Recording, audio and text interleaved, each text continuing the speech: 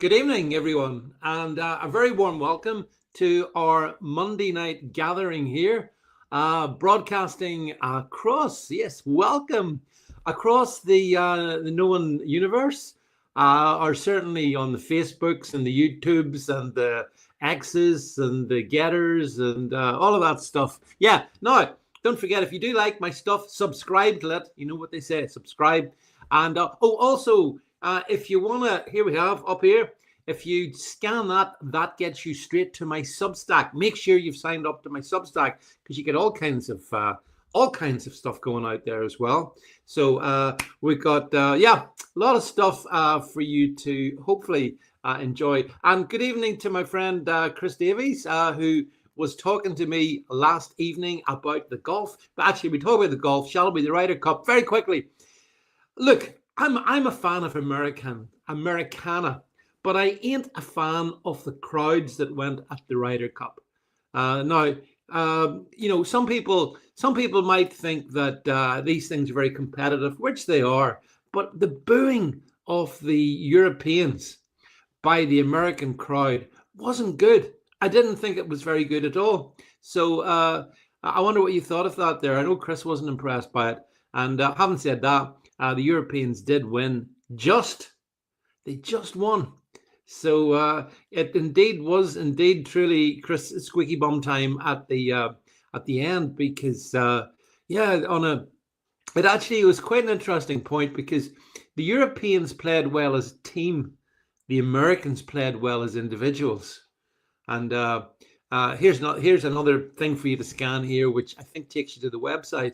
Anyway, scan these things, see what happens. I mean, look, you may as well have an adventure with me on this. Otherwise, it's dark outside, it's cold on a Monday night, and so we're going to spend the next 57 minutes or so together. Hello, James Jameson.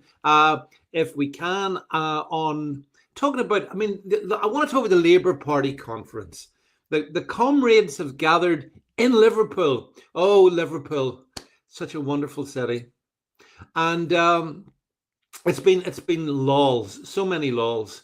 And the thing that that sort of struck me was all these women. It's like harpies gathering to speak. It was Shabana Mahmood. It was Rachel Reeves. It was all these women who have so much to say and nothing worth hearing.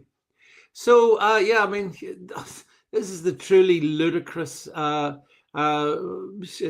Mahmood, our new super tough Home Secretary, and she's basically gonna show reform what for. Oh yeah, she's gonna do that.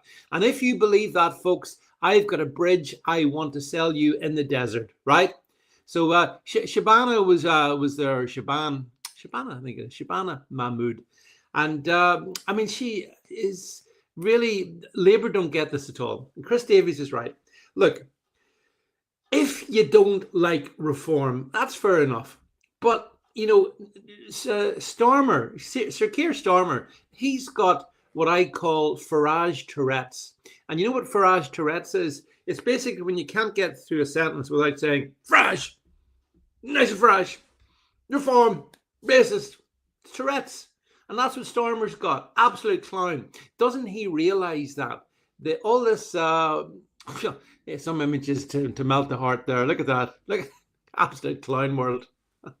They really are so far lost. But we'll come to her in a second. Oh, there we go.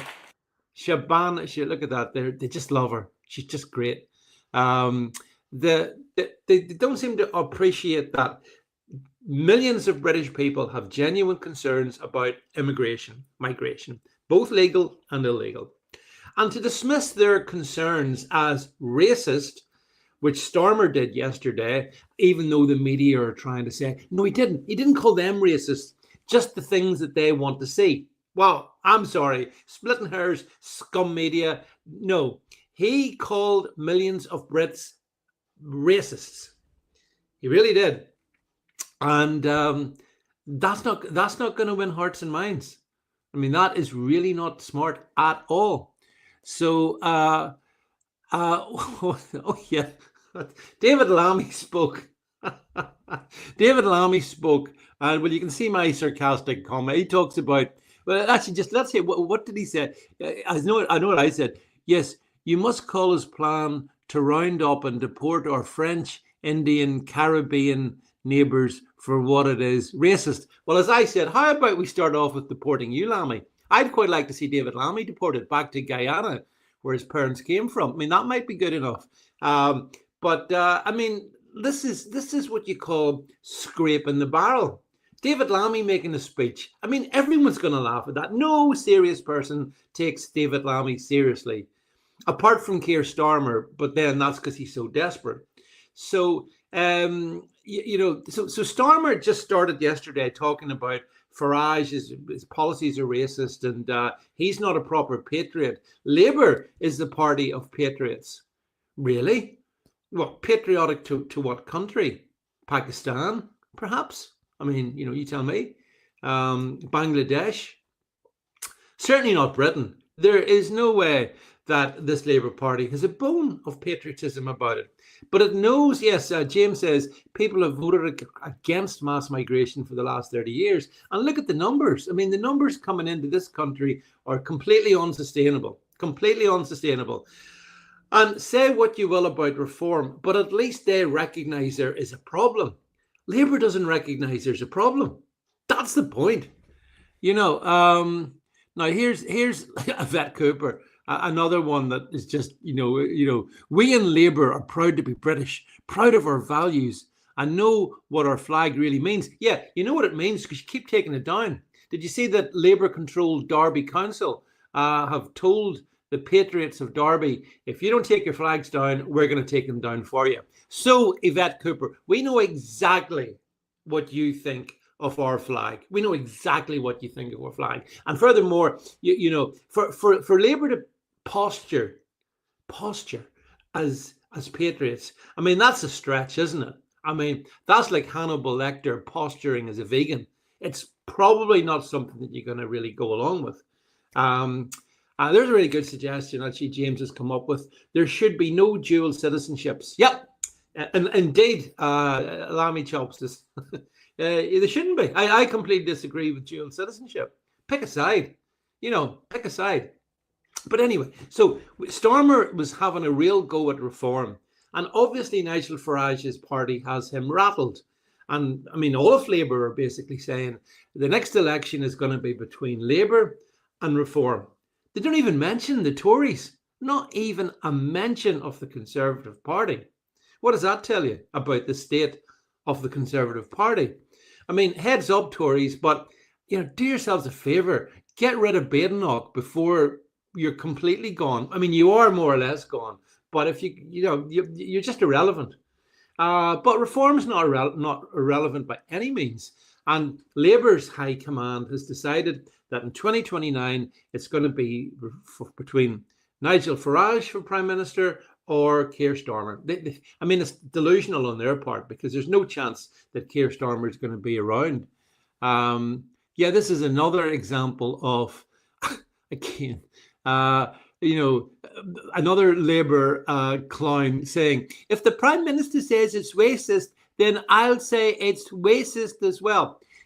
Here's the up on this one, friends. The word racist doesn't have any power anymore. You've flogged it to death. Call us what you want. You want to call me a racist? Knock yourself out. I'm not, and I don't care if you call me that. And millions of people are like me.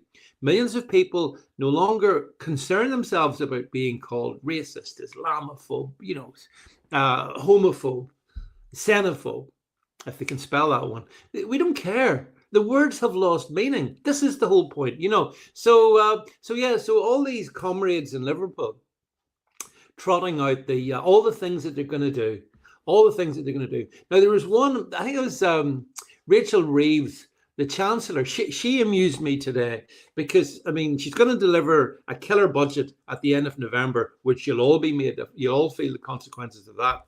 But a couple of her announcements today were, really, really really weird. Like, for example, apparently she's going to have a library in every school. Did you see that one? There's going to be a library in every school, right? A primary school. And I'm thinking to myself, wonder what kind of books will be in the library in every primary school. Wonder what kind of books Rachel is going to stock those primary kids' bookcases with. Point one. Point two, the other thing that struck me was that, did you know, this is a very disturbing statistics. I have been using it today though. Roughly 27% of primary school kids in England leave primary school functionally illiterate, unable to essentially read or write for that matter. So I'm just reading different comments here. Chris, that's right. Chris Davies sends me cryptic message. My daddy's having a baby. Yeah, Chris, that's one of the awful books. I know. This whole business about we're gonna have libraries in every books because apparently Rachel's mum and dad were teachers. Yeah, that explains a lot. And secondly, hello, Citizen K as well. Nice to see you here. Rachel's parents were both librarians. So she feels very personal about this. Listen, almost over 25%, 1 in 4 primary school kids leave primary school unable to read. But she's putting a library a library in every single primary school in England. That's what this Labour government will deliver. I'm sorry, is there anybody? I saw some people saying, by the way, oh, this is really quite good. Some people need to waken up. If you think that they're going to do this in a way that will benefit children, forget it. That's not what their agenda is.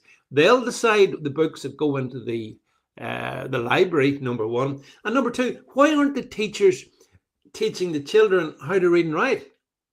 I remember a million years ago when I went to primary school, you learned fundamentally to read and write within the first 1 or 2 years. That was the whole point about it. James Jameson is right. Karen says, a quiet room is the best place for Rachel from accounts. Yeah, but this is This is one of her breakthrough announcements that apparently is going to seize the nation with happiness. So that's the first thing she said. Then she went on to say, I wonder can we play this clip actually? This is her saying that Nigel Farage and reform are the single greatest threat to the UK way of life. I think she means probably migrant way of life. Wonder can we play this one, Jed, if we can bring it up? Rachel blathering pointless talk, because quite honestly, it's nonsense. Obviously, the greatest threat, as far as I can see, is the Labour government and Islam. Combine them, and believe you me, they're very close. That's the greatest threat to our way of life. So yeah, it's playing, but not hearing. Can't hear it. So it doesn't matter. Don't need to hear it, actually. Try it again, Jay. No, it doesn't matter. Forget it. Right. I'm done. I'm done with Rachel Reeves. So Rachel also made this breakthrough announcement that every young person in Britain who isn't in a job, or as they put it, if they're not earning or learning, they're going to be guaranteed. They're going to be guaranteed a sort of a training placement. Apparently they're going to be that's somehow or another. She's going to conjure up hundreds of thousands of these training place jobs for this particular group. Now, here's the thing.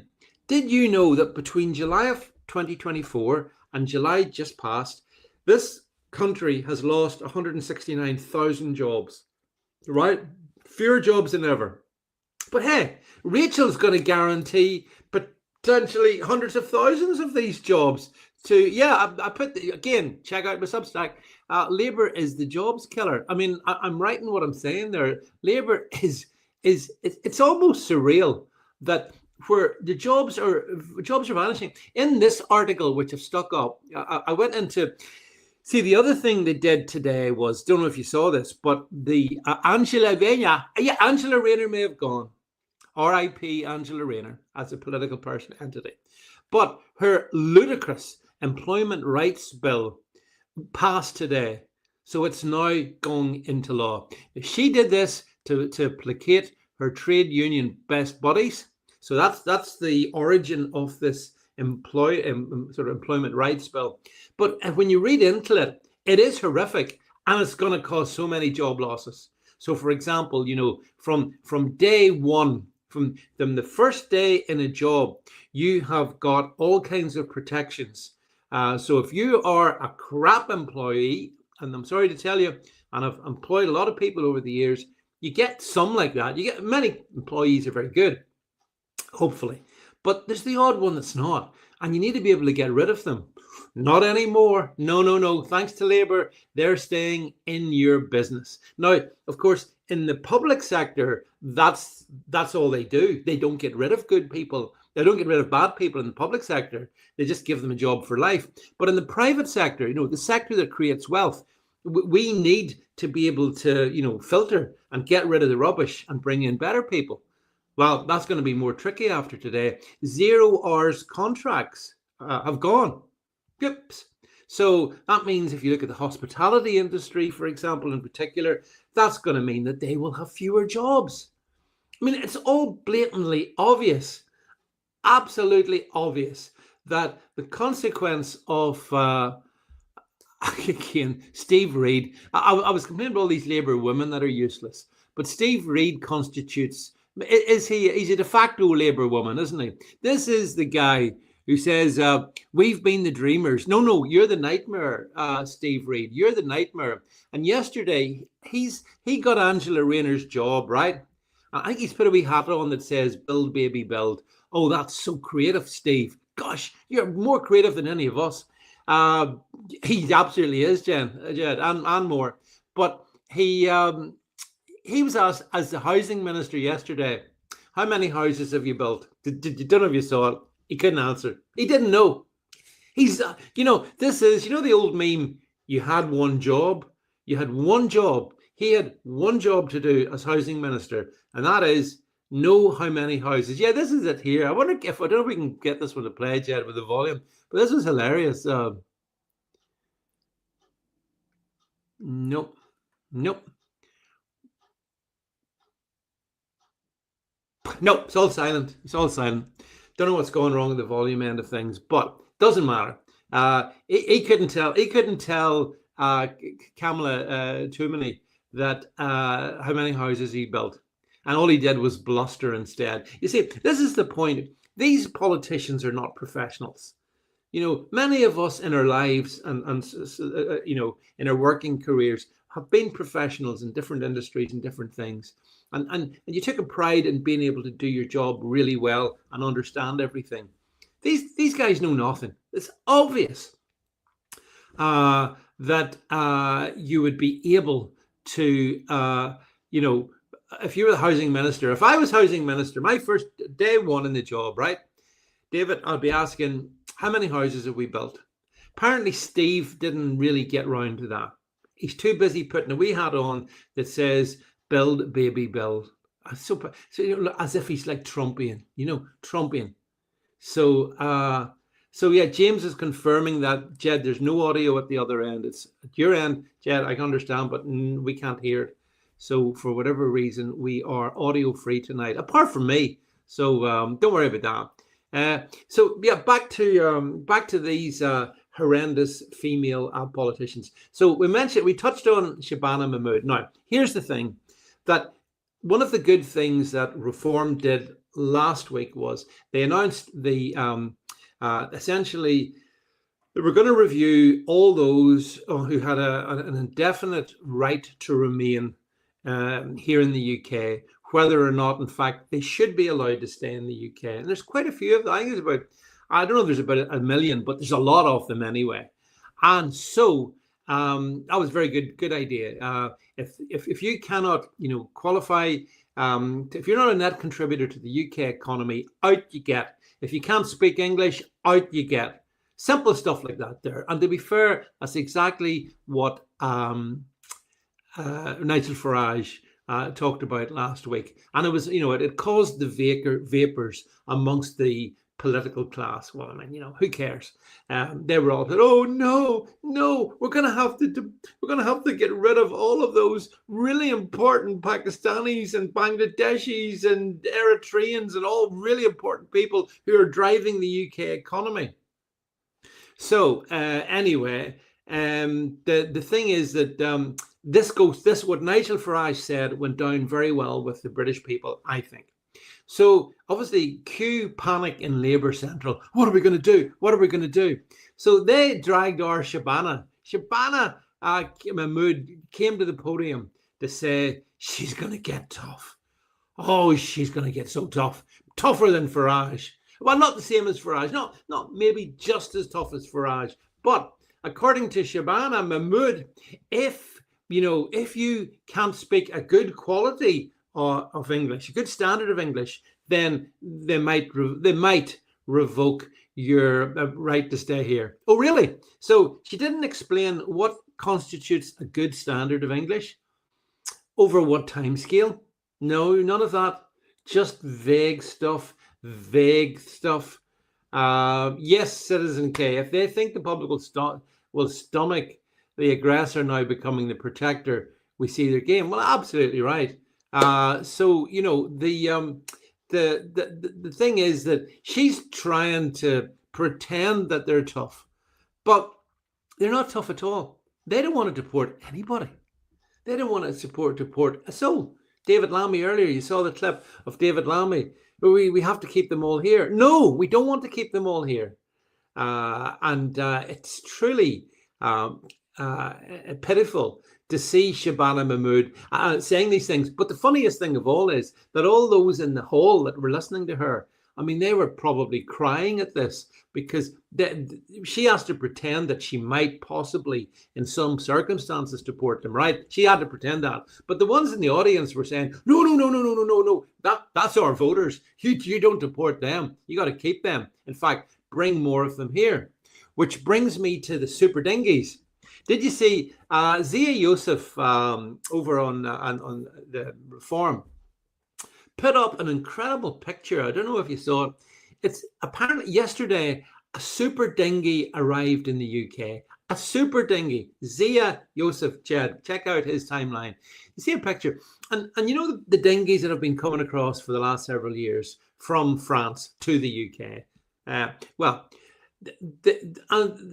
And Stormer told us he was going to smash the gangs. He's going to smash the gangs. So what's happened? Well, the people smugglers have developed super. Yeah, here, look at this, folks. Jed's brought her up on the screen. Look at that.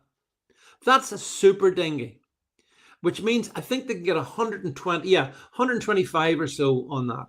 125 arrived just in that one. So. And 1,300 arrived over the weekend, by the way. That's right, 1,300.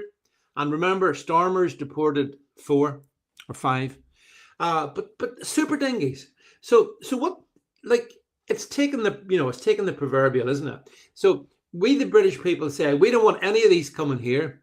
Stormer says, well, I've got a one in, one out scheme and that sort of thing. And and Shabana Mahmood's going to get tough. Meanwhile, the people smugglers are buying bigger bloody dinghies. I mean, where does it stop? 125? I mean, I was thinking about this. 125. I mean, I've been on boats that can't take 125 people. I've been in ferries that can't take that number of people. So this is incredible. I don't know who's building them, James Jameson, who's building these huge super dinghies. I know what needs to happen to them. Every time, the minute they cross into British territorial waters, the Navy, in whichever regard, should be stopping them and turning them straight back. They must never land on British soil. But of course they are. And we saw the other week, for the first time, by the way, a dinghy, one of the smaller ones, made its way right across, and actually made landfall here in the UK. So, I mean, I wouldn't be surprised if the people smugglers start just buying full-sized, QE2-sized vessels to get them across by the thousand. But 120 migrants in that one vessel, the cost of them being in the UK, by the time you've added up their accommodation, the welfare benefits we give them, the free food, the free heat, all of that, it's about 85 million. Just one of these super dinghies. But I presume, there'll be more super dinghies coming across. And it exposes two things: the absolute shallowness and ineptness of the Stormer plan. And secondly, the media. I mean, to be fair to Zia Yusuf at Reform and a few others, we've put up those images of the super dinghies. I didn't see the BBC pushing the super dinghies, did you? Or Sky News, or Channel 4, or ITV? They have nothing to say about the super dinghies. Oh, no. Instead, it's Shabana Mahmood's getting tough on them. So, it's all a scam. You're being played. I know if you watch me, you've got that level of, you understand that they're trying to play you. Stormer's trying to pretend he's doing something. Now, what is this one? That's where my eyesight needs to be better. But yeah. This is trolling. This is trolling us. I love this beautiful, tolerant, and diverse country. Well, I don't like the diversity of it at all. And the tolerance. Reform can't say the same thing, says our Keir. Labour will choose diversity. Of course you choose diversity. It's all code. What they're really saying is, look, we'll destroy the country, and that's it. And we're going to call it, we're doing it in the name of diversity. That's another thing. Don't know if you guys saw, but I wrote a Substack on this one today about the UK's most racist university. And this was, I believe it's Bradford. Yeah, meet the UK's most anti-white university, the University of Bradford. There's a picture of it. Now, before we get into stats, hold the picture. Let's not do the reveal. The UK is 85% white, right? 85% white country. The actually, rather disturbingly, the representation of white people at university is 72%. So it's a bit less than it should be, but 85, 72, right? Can you guess what the percentage of white students going to this university is? Yes, it's under 15%. It has the highest proportion of black and ethnic minority students than any other in the UK. And it's been rising up the Sunday Times Good University Guide as well. So, it's gone up 25 places. And this cannot be. You can't have a university with only 15% white representation unless there's something that needs to be investigated at this university. James Jameson says 13%. Yeah, it's about that. Yeah. But in a country that's 85%. So imagine being a white student at the University of Bradford. And Bradford itself, by the way, is not, it's 56% white. So if the University of Bradford reflected the British university universe, it would be 72% white students. If it reflected Bradford, for argument's sake, it would be 56%. But no, it's 13%. 13%. No. So James Jameson, that's what it is. There's very few white students go to it. So we should have an inquiry into this here. What is there some kind of anti-white ethos that we don't know about? What's going on in our universities? And notice this is the thing about that story that got me was it was a celebration. They weren't saying, oops, awkward. They weren't saying that. They were going, yeah, we've got it down to 13, 14% white. Can we get it a bit lower down? That's one university. Do you think that may spread? Well, I can guarantee it. I can prove that that's going to be the trend, because another announcement at the Labour Party conference today was that they're going to bring back, I think it was our Rachel from accounts that said this, they're going to bring back maintenance grants so that universities won't be elite. Maintenance grants, you say. Wonder who'd be getting the maintenance grants? Who would be? Well, the government's helpfully explained. It's for people who struggle, the least well off. We're going to give maintenance grants to their kids to make sure we can get them to university. Okay. So you see what they're doing, and actually, the thing is that, when we tolerate this, we're being weak. I don't tolerate any of it because it's all wrong. It's not that I want to discriminate against anybody on the basis of their skin color, because that would be wrong. I don't wish to do that. But University of Bradford don't seem to have that problem. Or why aren't they asking questions? Why are we not attracting more white students? It's interesting to think, by the way, to observe that the previous vice chancellor of the University of Bradford was Imran Khan.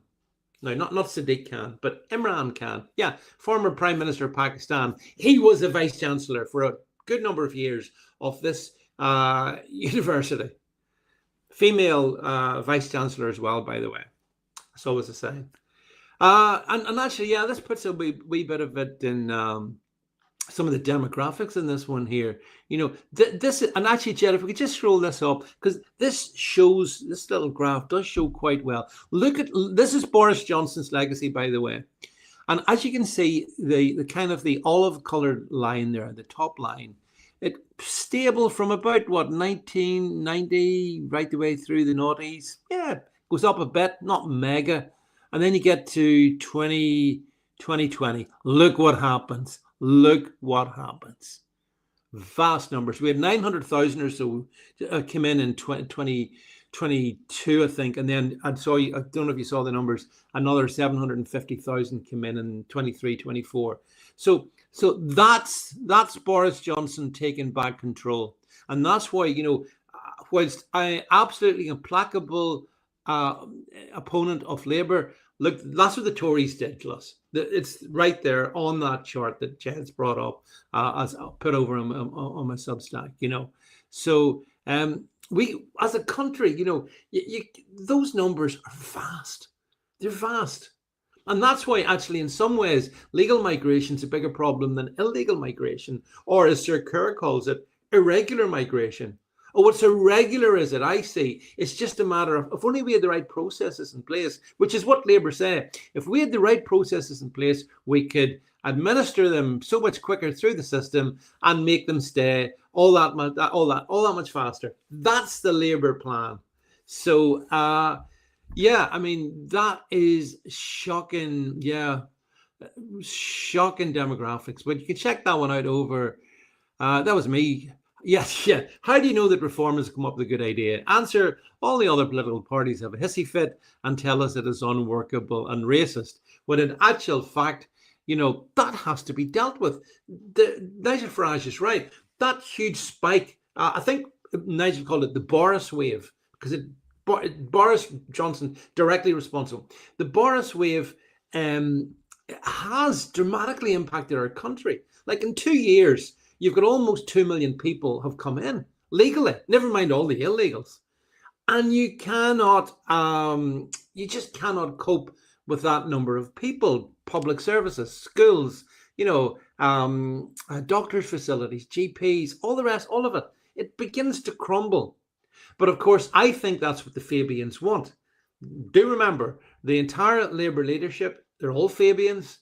And if you go back and check out, the origins of Fabians and all of that, the dystopian political social control class that is Fabians, I think they quite delight in destroying things. See, some people think, no, Labour, they want to do the right thing. It just hasn't worked out right. No, they want to destroy. Citizen K says, we are at breaking point in London. Well, yeah, I mean, what can you say about London? London has fallen. And did you see, by the way, that Sadiq Khan is thinking of standing for a 4th term? So, and how can he do that? People would say, well, because he's imported the voters. This is what the Democrats are trying to do in the States. Bring in enough immigrants and keep yourself in power in perpetuity. Essentially, Donald Trump stopped that, or dramatically reduced that. I mean, Donald Trump has come to power at the beginning of this year, and cross-border from the south illegal migration, has dropped by 98%. So here's the two numbers to bear in mind. Trump in power, 98% reduction. Keir Starmer in power, the last figure I seen, there was a plus 39% increase in illegal migration. Plus 39% versus minus on behalf of Trump. So, like London cannot survive this, but then neither can these other cities as well. And then this is, another point is a good point brought up here. Free school breakfast. Well, number one, no school breakfast is free. None of them are free. They're taxpayer subsidized. So again, Labour's saying that, we are going to provide really good free school breakfast. And then I actually saw, did you see what a free school breakfast constitutes? I think it consists of like an orange juice or some sort of drink and a cereal. I think that's about it. It's by the way, yes, just by breaking news, here's a new kind of crisp you may want to get yourself. Swan flavor, as recommended by 9 out of 10 migrants say they can't tell the difference between swan flavor and any other flavor. Try and get your this channel is sponsored by Swan flavored crisps. Yeah, actually, again, Farage did a trump on this one, because you remember when in the US presidential election last year, and Trump talked about, there was a brilliant song, they're eating the cats, they're eating the dogs, they're eating the pets in Springfield. Remember Trump did this? Now, he may or may not have been right that it wasn't actually in Springfield, but 5 miles away or something. But broadly speaking, yeah, the migrants they were coming from Haiti. Haiti's not exactly the sort of place where they worry too much about what they're eating. So Trump is right, like Trump's always right, basically. So Farage said that they're eating the swans, they're eating the carps. Did you see that? And the media said, the royal parks have said they've got no evidence of it. So that Nigel Trump's a liar. Did you see that? But broadly speaking, I think Farage is right. I think they are eating the swans, the geese. I mean, I've seen some. Yeah, look at this. Look at this. 500,000 more children to benefit. How much, folks, tax do you want to pay? So they can give these, look, there's an apple. I know it all looks so healthy, super duper healthy. But believe you me, any child, number one, it's the parents' responsibility to feed their children. I disagree with this notion of free breakfast. It's not the way it should be. It's nanny state wanting to, once again, assert control over your kids. I'm sorry, if you bring a child into this world, you feed them. You feed them. Don't expect other taxpayers to feed them. You shouldn't. So James Jameson says, I bet the king would like swan flavor. But anyway, back to Farage. So he was right when he said that, regarding eating the swans. So that was quite a nice wee meme, that one there, with the whole sort of swan flavor. So Labour are essentially, they're going to bankrupt us. You do know that, don't you? You can see it. I mean, last time round, it took them 4 years to bankrupt us. This time, it's going to be quicker. And so when you hear Rachel Reeves talking nonsense about, she's not satisfied with the growth in the economy, but we're going to get Britain moving again soon. From July 24 to July 25, the UK economy grew by, that's right, 0.00%. Again, the media don't want to talk about this, but it's true. That's the actual GDP figure for 12 months, But don't worry about it, says Sir Keir. Digital IDs are going to sort it out. They're going to make it tougher to work in the UK illegally. No, they're not. What? You think that... and look at the response to that. I mean, I don't have any confidence in these petitions, by the way, but it is a measure of the unpopularity. 2.5 million signatures opposing digital IDs. And those of you who followed me back in 2020, 2021 will remember we talked back then about they will try to introduce digital IDs. Back then, the excuse was, COVID. In order to stop you getting a respiratory illness, you need to have a digital ID. Yeah, right. Now, in order to stop cross-channel migrants, you need to have a digital ID. And behind it all, in the darkness, is the Prince of Darkness, Tony Blair, who I believe, am I right in saying his son, some relative, has an investment in one of the digital ID companies, apparently, allegedly. So, yeah, digital IDs are going to sort it out. I mean, it's gaslighting. Do you know what I mean? It's absolute gaslighting. No, you don't need a digital ID. And by the way, to work in the UK economy, you need to have a national insurance number. So, I mean, how can you how can you conceivably make the case for digital IDs with a straight face? Like, well, Stormer tries, but I don't know. Do you think Labour will bring in the digital IDs before we get rid of them? I don't know. It's possible. I'll tell you what, I won't be getting one. But of course, what they're saying is that it's only people of working age that will require them. So if you want, only if you want to work, and that's honestly, that's the limit. We won't go any further. We won't link it in any other way, except they'll totally link it in every way. A digital ID, as you smart people know, it's a digital prison. It's a digital prison they want to put us in. The model for the Labour Party, and of course, it's not just Labour, Canada and Australia. Oh, what a surprise. They're bringing it in parallel. The Anglosphere is an axis of evil, I'm afraid. Sad, but it is at the moment. And so they're all trying to do the same thing, you know. But the model that they use is communist China, where everything is linked to your social score. And if you have a bad social score, I'm sorry, you go to feed yourself. Well, they won't take payment from you when you go to pay. We've seen all this here. It's a control mechanism. So it means that bad people like me won't be able to eat in the event of them bringing them in, or travel, or do anything, because they want to control us. They want to control, but of course they want to control you every bit as they want to control me. So that's the difficulty we have with the digital ID plan. I'm glad that the Conservatives are against it. Even the Lib Dems seem maybe a wee bit against it. Reform's against it. The SNP are against it. Here in Northern Ireland, I bring you greetings from Northern Ireland. It's united all the parties here against it. Now, what is it? Oh, yeah. Yeah, Stormer was community noted. Lols. It was community noted when he was making this outrageous claim about what the digital IDs will and will not do.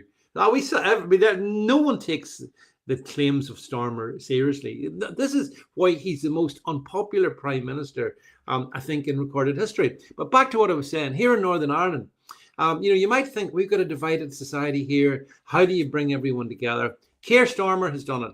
He's brought us all together because all the parties in the Northern Ireland Assembly have said, no, we're against digital IDs. Now, for different reasons, but they're all against digital IDs. Up in Scotland, the SNP have said they're against digital IDs. I'm sure the Welsh Assembly, because it's Labour, will say, oh, they're a lovely idea. Yeah, there you go. Brit cards won't work in Northern Ireland. So I was delighted about that. I picked that up at the weekend.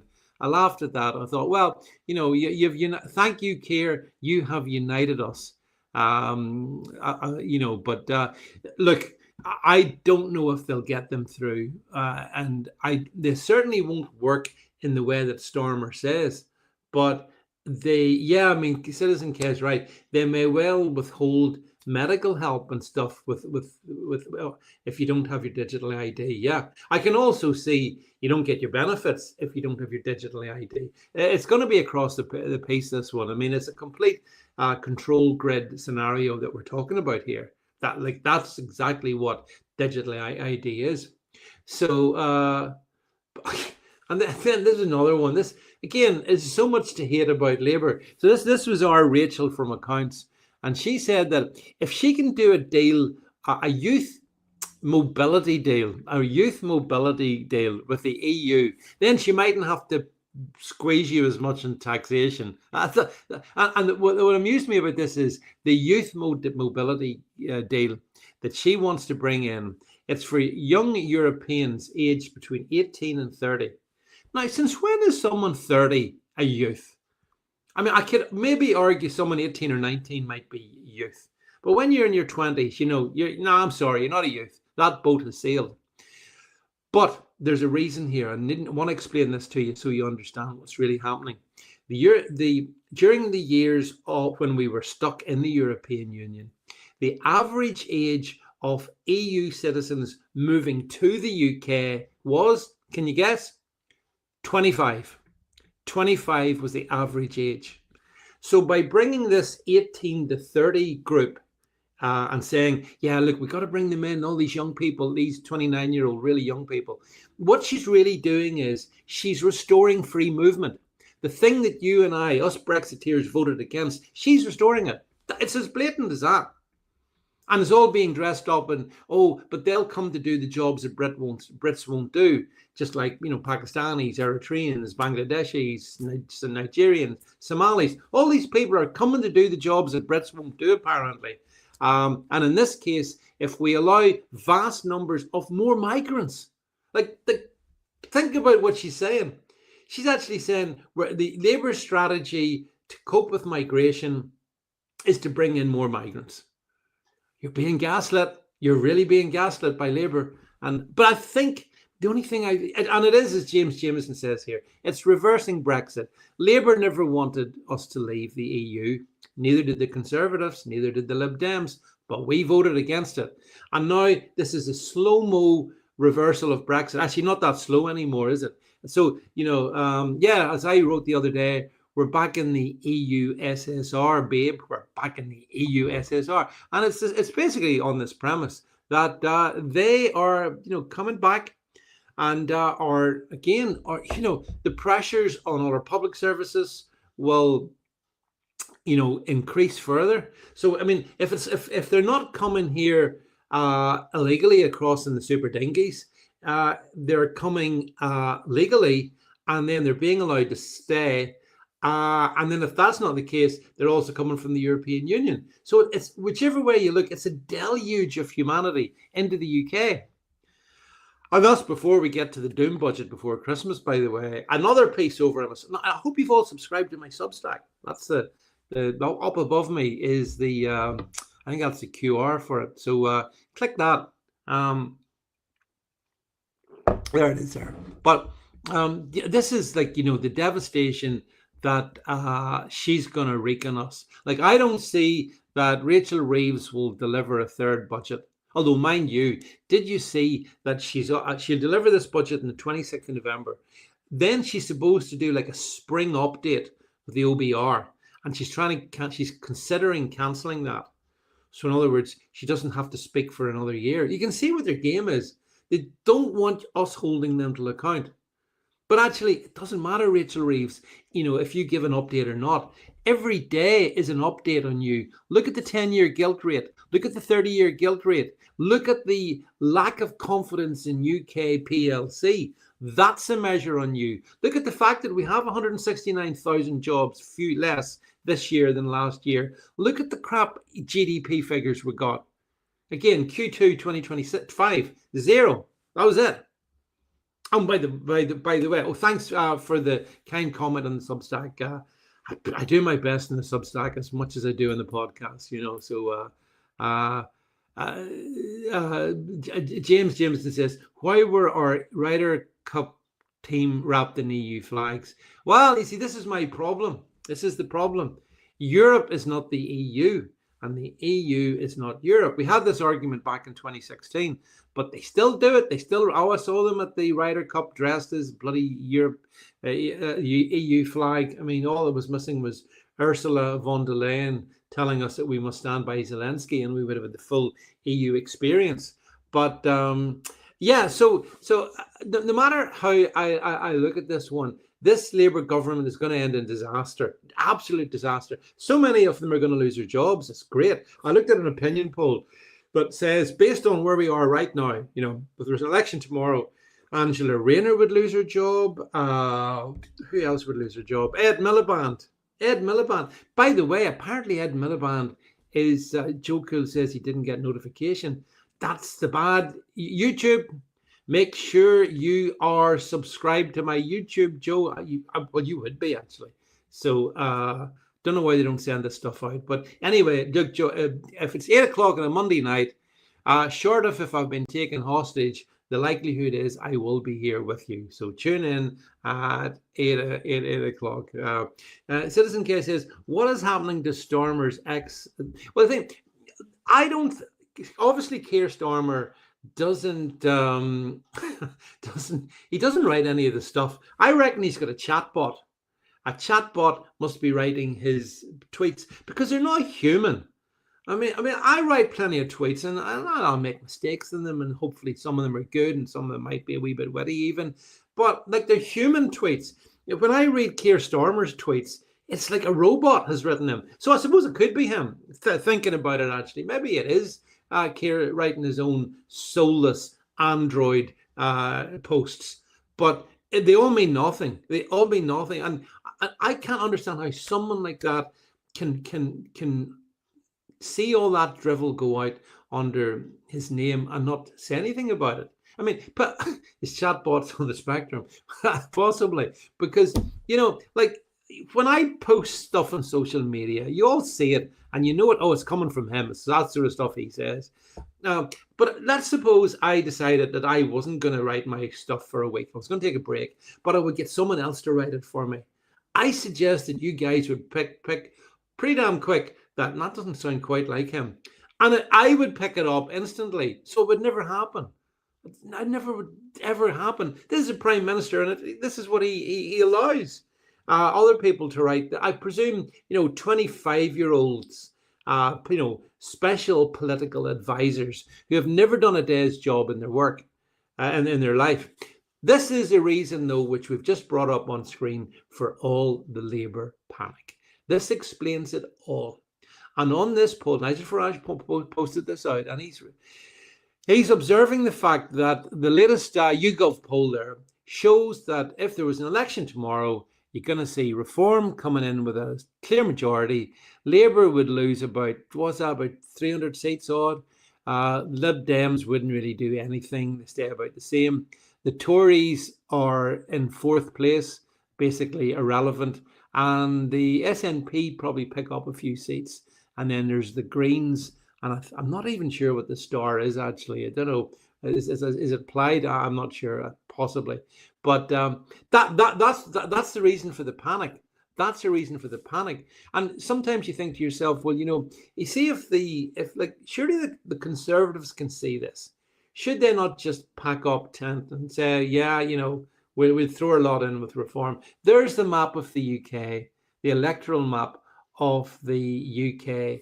And, it's basically a deeper shade of turquoise, isn't it? With the odd bit of, apart from London. Yeah, there's the numbers. Reform 311. Yeah, it's very clear where look, it's a lot. Look, we've got years to go, sadly, 4 years before a general election. I understand that. And things can change. I understand that. And yes, there's, at the weekend, Advance UK, Ben Habib's party launched themselves, and we don't know how they're going to do. So, but what I'm saying to you is that I believe by 2029, politics will have dramatically changed. James Jameson says, I think the SNP will lose seats.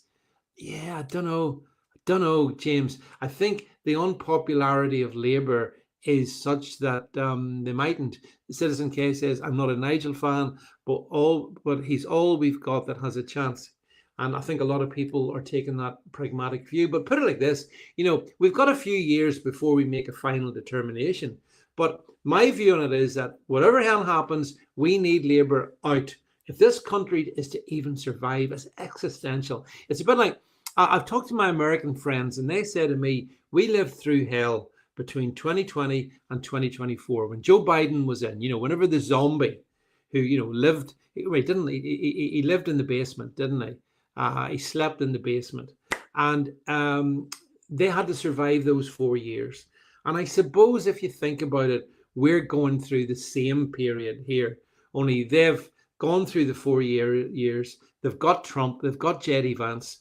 And by the way, I was in a shop earlier today, and they were asking me they wanted to send me some VIP points or some such nonsense. And they said, can we have your email address? Which they had anyway. So I gave them it, which is obviously Vance is the second name. So the girl behind the counter says, Vance, she says, that's a very unusual name, isn't it? You hardly ever hear that. And I said, well, the American vice president's called that. He says, oh, yeah, yeah. But she was about 20, she probably didn't know that. But anyway, the thing is that there's a lot of water to flow under the bridge. I hope by 2029 we get our Trump or whatever version of it we're going to get. Whether it's Benababe, whether it's Nigel Farage, I don't think that's the area to concentrate on. I think the area to concentrate on is defeating Labour everywhere. Because I think the Tories are gone. The Tories are gone. Bye-bye, Kemi. You're hanging around. There's no point. You're gone. And I think Labour should, if things work out, they will be destroyed. Well, Citizen K says we're in the darkest hour. But remember, the darkest hour comes before the dawn. So that's why we have to dig in, folks. And if there's nothing else I hope to try and do in this little community I have, is to hold us all together so that we know that the dark will eventually lift and the dawn will come in. That's what's happened in America. That's what happened last November when President Trump won. I mean, they're still trying to cope with it. And therefore, yes, Jed, we mustn't divide and we mustn't fight amongst each other. That is not the way. James Jameson says J.D. Vance will make a great president. He sure will. He sure will. He has. I can't wait. Trump's a one-off. I mean, even as we're talking about this tonight, I know that Benjamin Netanyahu is in the White House with President Trump, and they're trying to put together some sort of deal to bring about an end to the hostilities in Gaza. And I hope that all works out. And President Trump is a historical figure, no doubt about it. But, J.D. Vance ain't half bad. And he's a much younger man. He's only in his early 40s. So, I would hope that America will have years of cleansing itself from the degeneracy, the abomination of the Obama and Biden years. So that's what I would say. But we need it as well. We really do. And so, as my producer often says, we shouldn't kick out in pursuance of perfection. Let's put it this way: we shouldn't kick out that which is desirable. If you follow me, and by 2029, the only thing that I really want is Labour gone, destroyed, the Uni Party destroyed. That's what I want. And you can tell at the moment, that's why the Conservatives can't make an inroad. They're gone. Reform have taken their clothes and doing a better job. Now, of course, Reform have no track record to judge on, obviously, but it's how it is. It's just how it is. So that's why the Tories are toast, and I want to see Labour toast as well, because the Uni Party's bad in every which way. Those vast numbers that have come into our country. The Boris wave. That was Conservatives did that to you. It was Conservatives that locked you down in 2020 and took away your freedom and told you had to get the jab. It was Conservatives that done that. So don't forgive them. And I get the feeling a lot of people don't.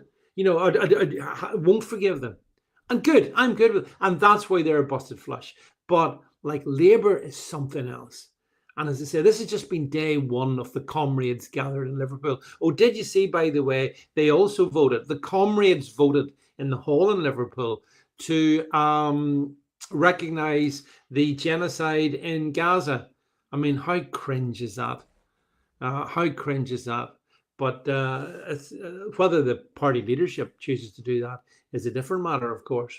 So, look, folks, we're coming to the end of our allocated time, and there's another day of Labour tomorrow, by the way. So, that's so much rich material. As I explained to someone else today, the Labour Party conference is a target-rich environment for me. It's a really good. You love to see it. The Conservative Party party conference won't be as good, but this one is really good because just about every speaker on every subject is a complete imbecile and a moron, and everything that they're proposing won't work, can't work. And you know why it can't work in the final analysis? Socialism doesn't work. It never has. It never will. Yes. If you want to, please scan the QR code for my Substack. There you go. and you will get daily updates from me on the whole sort of range of topics as they come into my mind.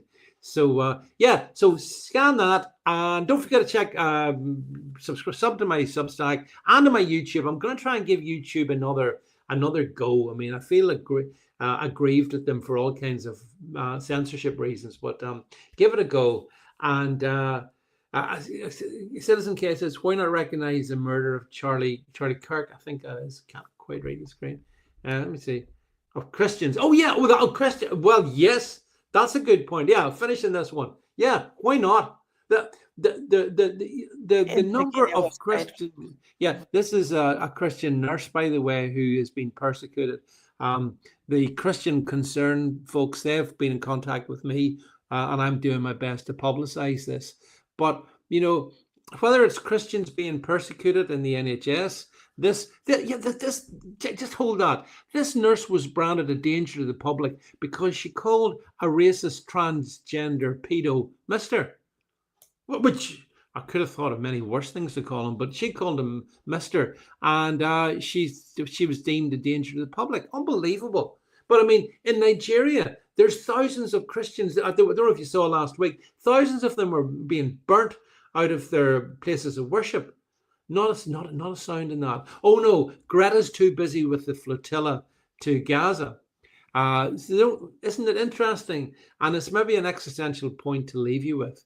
But my punchline on all of this stuff we talk about is, I believe we live in a spiritual battle between good and evil. It manifests itself in all these issues we've talked about tonight, but I do believe that. And so it's not surprising that Christians who hopefully do their best to be good, as best we're able to. We're all fallen, but we do our best to live good lives and be good people. That we can become the most persecuted, and it's not. I don't think it's coincidental that someone like Charlie Kirk was shot to death. I don't think it's coincidental that Mormon church was burnt down and people killed there the other day as well. These things are not coincidental. It's the outworking of the spiritual battle. But anyway, I've done my battle with you guys for the past hour and against the clock. So thanks very much for tuning in tonight. It's been good to spend the time with you. Don't forget to check out my Substack tomorrow, my podcast tomorrow, and I'll catch up with you folks later in the week. But for me, for tonight, it's good night.